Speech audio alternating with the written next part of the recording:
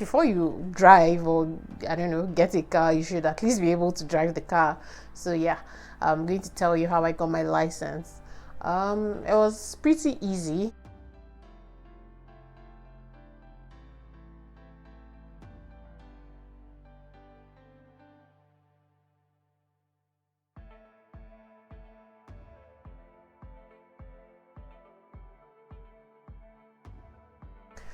Hi guys, welcome back to my channel. It's Fee once again. Welcome back to Fee Phenomenal. So, as usual, how have you been? Have you guys been? How's the week been? What have you been up to? Where are you in your Canadian journey? How are you?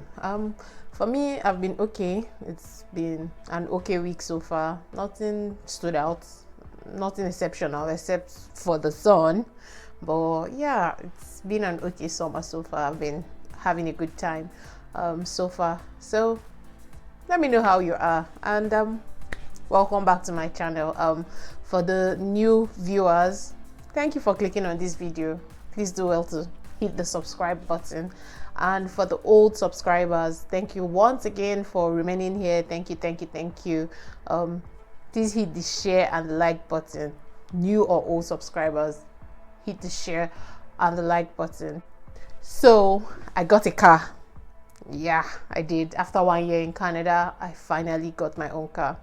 But before I tell you my story of how I got my car, I'm going to talk about how I got my license. I'd done a lot of research back home in Nigeria before I came, and so I knew that I had to get my driving history from road safety. That's from the Federal Road Safety course. So if you're not Nigerian, you just have to get your driving history from your licensing authority back home and bring it along. So I knew I had to do that, and so I went on the official website looking for how I had to do it. I had somebody in there and I asked, oh, what's the procedure for getting my driving history? And they're like, oh, you just need to make a photocopy of your license, send an email with an application asking that you want this. They gave me the email. Up to today, they've not replied that email, not even to acknowledge that they received the email, not to talk of providing me with my driving history.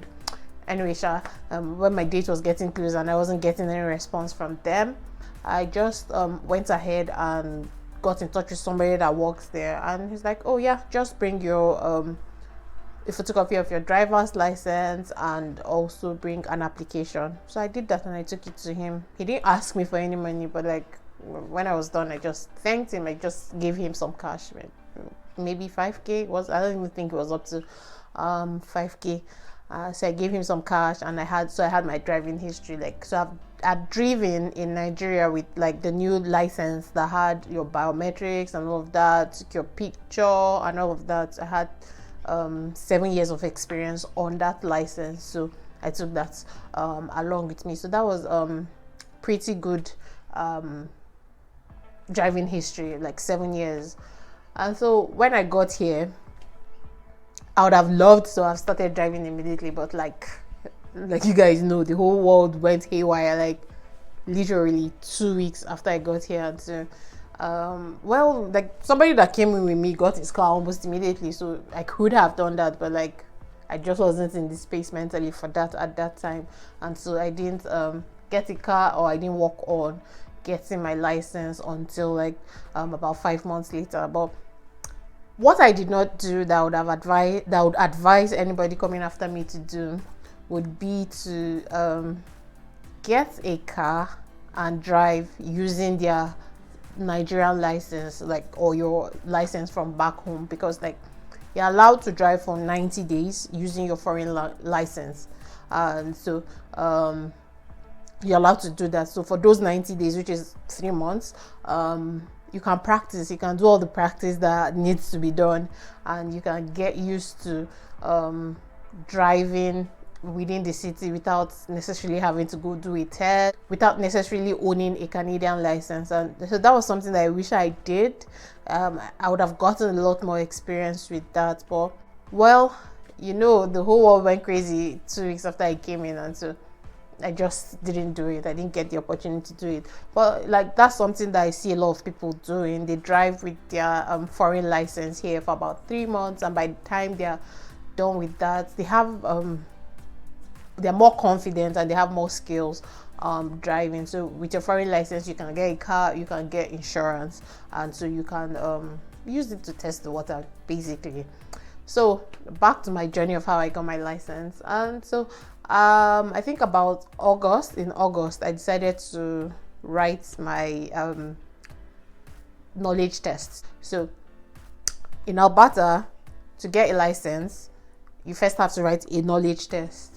And if you write that knowledge test and you pass, you're now given like a GDL 7 license, which allows you to practice. So the way the knowledge test goes, there are 30 questions. You have to get 25 right. But the moment you fail 5 in a row, so if you fail your first 5 questions, boom, you failed.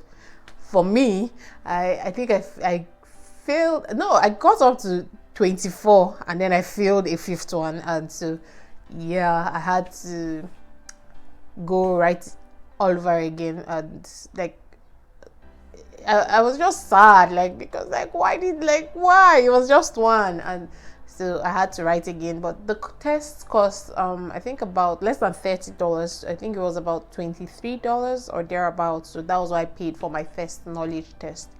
And so I didn't do it immediately. I would have had to go and get a new license with my correct address, and I would have had to pay some money. And like people know, I'm an Igbo girl. Anyway, I don't have to pay money, I won't pay. And so yeah, I failed my first test. And after I moved into the new place, one day I just stood up, studied. The questions are basically the same. Like you even see it online. Like I just did a lot of YouTube video watching, like their practice questions. I practiced those ones, and then I read the whole driving. Like I'd read it before, so it wasn't as if I was reading something new. So I'll basically say I revised the whole manual for the knowledge test. And so after I did that, I just went and did my test, and yay, I passed it this time. So on my second try, I passed. And so at that point, it now became time to turn in my foreign license. That's my Nigerian license. So you are not allowed to hold on to your foreign license once you get a Canadian license. And so I gave them my foreign license, my Nigerian license, and I also presented my driving history, but they were like, oh, they don't really need it, that my driving license is all they needed. So they gave me a temporary license, just the paper-based license I could use to drive, and I was going to get the plastic one in the mail within 21 days. And so she told me that when I get the plastic license, I should just come back to know whether I have to go through the 2 years of GDL. So the way the driving thing goes, you first do the knowledge test and then you get GDL. So if you don't have any driving experience, you'll be on GDL for 2 years before you now move on to the graduated. So anyway, she told me that my driving history from back home has been approved. It was accepted, and like the requirement is just to have 2 years driving history from back home, and then you can know whether you move to basic or advanced. So she told me, oh yeah, your driving history was accepted, and so you can take either the basic test or the advanced test, whichever it is you want. So with the GDL license, you just basically, what you're supposed to do with the GDL license is get in your practice. Like if you have people here that drive or that have cars, somebody with an advanced license class 5, you can practice with them in the car, even if it's just going to the store, going to church. So yeah, you just get in a lot of practice. Yeah, expected to get in a lot of practice within that 2 years. And so I had my GDL 7, but I didn't know anybody here that would be taking me on practice. So I was just with my license, no practice. Like I went about 6 months without practice. My license was just basically for identifying me. But that GDL license that I had some rules. So that license, class 7 had some rules. I couldn't have any alcohol in my system. I could only drive if I had somebody with an advanced class 5 in the car with me, and I couldn't drive between the hours of 12 a.m. and 5 a.m. So at those times I was not allowed to drive. But like I said, it was just an identification card for me. I just used it basically for identifying myself if I went somewhere. I got my license. I turned in my Nigerian license, and because I had 7 years of experience, I could either go for the basic or the advanced, and I opted to go for the basic. And yeah, I did the basic, passed by my second try, and the hunt for a car started. So I will just stop here this week. Maybe next week I'll tell you about how I passed my driving test the second time I tried, like, and just to tell you mistakes to avoid and things not to do, things to do. So yeah, like I said, if I had somebody here, it would have been easy. I would have started studying back home in Nigeria. So immediately I come, okay, well, not immediately I come, and I would have known that I could use my Nigerian license to drive for about 3 months. I did some research, but like I don't know how I missed that. And then I would have immediately gone to do the licensing immediately after the 3 months expired. So if you are new in the country like me, don't do JJC like me. First things first, make sure that you get your driving history from back home as you're coming, because that would help with both your insurance and also the type of tests that you would be allowed to take. Number 2, you can start studying from back home, so you have an understanding of the material that you're supposed of the material you're supposed to read and the questions you're supposed to answer for your knowledge test. Number 3, once you get here, you can use your license to drive for about 3 months, and just check with your province to see what the law is in your province. So you just get in the experience, know what stop signs are, know what the rules are. Number 4, YouTube is your best friend. Like there's nothing that you will not see on YouTube. All my revisions were on YouTube. Like when I failed my test and I had to do it again, I went and I sat on YouTube just to know like what are the major fails and what are the things that will automatically fail you. And so yeah, and once you have written your knowledge test and you pass and you get your GDL, get in practice. Like practice.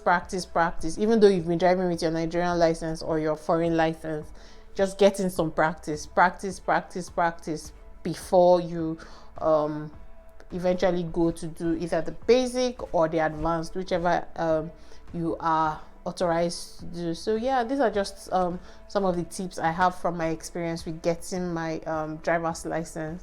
So if you are here already, what was the process like for you? Like what did you have to do to get your own license? What were your challenges? And if you are still coming in, if you are still expecting you, what are the questions that you have? What steps have you taken? Please feel free to hit me up anytime. I would be happy to answer questions. Most of them will be based on my experience, or if I have a link, I would be happy to send that to you. So